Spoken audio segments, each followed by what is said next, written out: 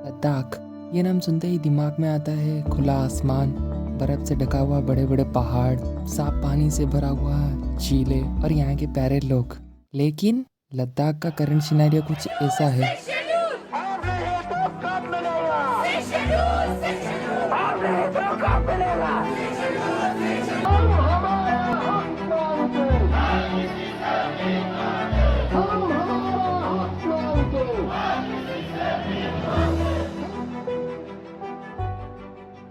Topic में आगे जाने से पहले article 244, 5th schedule and 6th schedule के ऊपर एक पिक ले लेते हैं, जिससे आगे की कॉन्टेक्स्ट समझना इजी होगी। हमारे कॉन्स्टिट्यूशन के 10th पार्ट के अंतर्गत आने वाले आर्टिकल 244 में दर्शाया गया है कि कोई सर्टन एरिया जो कि शेड्यूल एरिया और ट्राइबल एरिया के रूप में घोषित किया गया हो, उनके एडमिनिस्ट्रेशन के लिए उनको एक स्पेशल प्रोविजन दिया जाएगा। 5th शेड्यूल में आसाम, मेघालय, त्रिपुरा, मिजोरम को छोड़कर बाकी की कुछ एरियाज जो कि प्रेसिडेंट के द्वारा शेड्यूल एरियाज घोषित किए गए, उनके एडमिनिस्ट्रेशन के बारे में बताया गया है। और 6th शेड्यूल में उन्हीं 4 north eastern states of Assam, Meghalaya, Tripura, Mizoram की ट्राइबल एरियाज को एडमिनिस्ट्रेशन करने के लिए एक स्पेशल प्रोविजन दिया गया है, जिससे कि वो खुद सेल्फ गवर्न कर सके। इसे कहानी के थ्रू डिटेल में जानते हैं। पहले फैमिली में पेरेंट्स के साथ एक बड़ा बेटा और छोटा बेटा है, वहीं दूसरे फैमिली में पेरेंट्स के साथ उनका एक बेटा है। अगर किसी फैमिली में कोई छोटा बच्चा किसी बात को लेकर जिद करे तो उसके पेरेंट्स उसकी बात को फुलफिल करते हैं, क्योंकि तब तक उसका माइंड एक्टिवेट नहीं हुआ होता है। और यहाँ पे पेरेंट्स को सेंट्रल गवर्नमेंट, बड़े भाई को स्टेट गवर्नमेंट और दोनों छोटे बच्चे को शेड्यूल एरियाज और ट्राइबल एरियाज की तरह एज्यूम किया गया है। 5 अगस्त 2019 के पहले जब आर्टिकल 370 नहीं हटा था, लद्दाख के लोग डिस्क्रिमिनेशन का शिकार होते थे। जैसे कि उन्हें पता नहीं होता कि लद्दाख है कहाँ पे, फर्स्ट थिंग। एंड जब हम जम्मू एंड कश्मीर बोलते तो उन्हें बहुत रेयरली पता होता है कि पॉलिटिकल पैरालिसिस पीक पे थी। The move stripped away Indian administered Kashmir. जैसे J&K जब स्टेट थी तब की लेजिस्लेटिव असेंबली में 89 सीट्स थी, जिसमें से 46 सीट्स कश्मीर रीजन की, 37 जम्मू रीजन की और मात्र 4 सीट जो कि लद्दाख रीजन की थी, और बाकी के 2 सीट्स जम्मू कश्मीर के गवर्नर के द्वारा नॉमिनेट किए जाते थे, जिसके चलते लद्दाख के ऊपर कोई खास ध्यान नहीं दिया जा रहा था। और कश्मीर के टर्मोइल के कारण से जब पूरे इंटायर स्टेट में सेक्शन 144 लगता था तो लद्दाख को भी इसका परिणाम झेलना पड़ता था। After removal of article 370 and Jammu Kashmir reorganisation bill 2019 के चलते पूर्वतन जम्मू कश्मीर को बाइफरकेट करके union territory of Jammu and Kashmir और यूनियन टेरिटरी ऑफ लद्दाख बनाया गया। उसके बाद में होने वाले लोकसभा इलेक्शन 2019, हिल काउंसिल इलेक्शन 2022 की मैनिफेस्टो में बीजेपी के द्वारा कहा गया कि लद्दाख को 6th शेड्यूल में लिया जाएगा, और उन्हीं दोनों इलेक्शन में लद्दाख के लोग बीजेपी को भारी भरकम वोट से भी जिताए। और कुछ दिन के बाद बीजेपी की सरकार ने लद्दाख को 6th शेड्यूल में लेने की बात को टाल दी।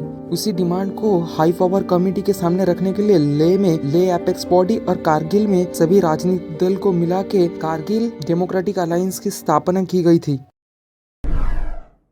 लद्दाख की पॉपुलेशन 95% से अधिक ट्राइबल लोग थे, और कॉन्स्टिट्यूशन की 6th शेड्यूल जो कि ट्राइबल एरियाज को स्पेशल प्रोविजन के साथ ऑटोनोमस एंटिटी का मान्यता देता है, उसी 6th शेड्यूल जो कि लद्दाख को दिया जाने का आश्वासन गवर्नमेंट के द्वारा दी गई थी, लेकिन आज तक 6th शेड्यूल में लद्दाख को लिया ही नहीं गया, और उसी डिमांड को लद्दाख के लोग प्रोटेस्ट के जरिए जिता रहे हैं। और दूसरी तरफ सोनम वांगचुक, जिनकी आइडियोलॉजी से 3 इडियट्स की रैंचो इंस्पायर्ड है, वो 18,000 फीट के ऊपर खारदुंगला पास, जहाँ के नॉर्मल टेम्परेचर -20 से -40 तक रहती है, वहाँ पे वो क्लाइमेट को बचाने के लिए क्लाइमेट फास्ट में बैठे हैं। इसी 6th शेड्यूल की मदद से लद्दाख में होने वाले इंडस्ट्रियलाइजेशन और कमर्शियलाइजेशन का जा सकता है। आपके मन में आ रहा होगा कि इंडस्ट्रीज और कमर्स के आने से तो वहाँ की डेवलपमेंट होगी और लद्दाख भी इवॉल्व करेगा, लेकिन ऐसा नहीं होगा।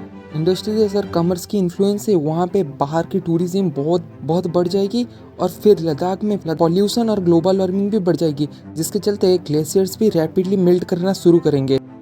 और उसकी वजह से लद्दाख में ग्लोब, जो कि ग्लेशियर लेक आउटबर्स्ट फ्लड के नाम से भी जाना जाता है, जिसके चलते लोगों की लाइफ्स और प्रॉपर्टीज खतरे में आ सकती है। Ladakh is not similar as other places. इसकी कल्चर बहुत सेंसिटिव होने के साथ साथ ये इकोलॉजिकल भी बहुत फ्रेजाइल है। यहाँ के लोग खुद को ऐसे एडवर्ट कर लिए हैं कि 5 लीटर पर पानी से दिन का गुजारा कर लेते हैं, वहीं पे हम नॉर्मल लोग बिल्कुल भी नहीं कर सकते। ग्लोबल वार्मिंग सिर्फ लद्दाख के लोगों और लद्दाख की टूरिज्म की वजह से नहीं हो रहा है। हर दिन के हमारे कहीं ना कहीं पे जो मॉडर्न लाइफस्टाइल की वजह से भी हमारे एनवायरनमेंट के ऊपर कोई ना कोई बुरा असर पड़ रहा है। क्या इसका कोई सॉल्यूशंस नहीं है? हाँ है। इसकी वजह कहीं ना कहीं वे आप में हम सब है। इसीलिए हमको हमारा लाइफस्टाइल को चेंज करना पड़ेगा।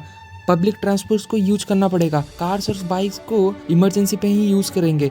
सिंगल यूज प्लास्टिक का यूजेस कम करेंगे। जितना हो सके पैकेज्ड फूड को अवॉइड करेंगे। गार्बेजेस को डस्टबिन में डालेंगे। ज़्यादा पानी वेस्ट नहीं करेंगे। अब अपने बच्चों और भाई बहनों को फूड वेस्टेज और क्लॉथ वेस्टेज के बारे में बताएंगे कि कैसे उसकी एक नेगेटिव इम्पैक्ट हमारे एनवायरनमेंट के ऊपर पड़ती है।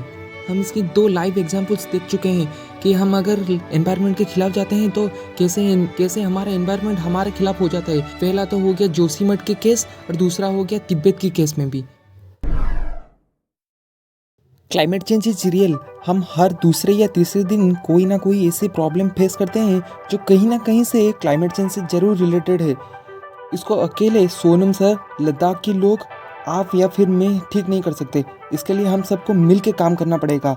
हम आए दिन ज़िंदगी में इतना प्रॉब्लम्स के बारे में बात करने में बिजी हो जाते हैं कि सॉल्यूशंस के बारे में बात करना ही भूल जाते हैं।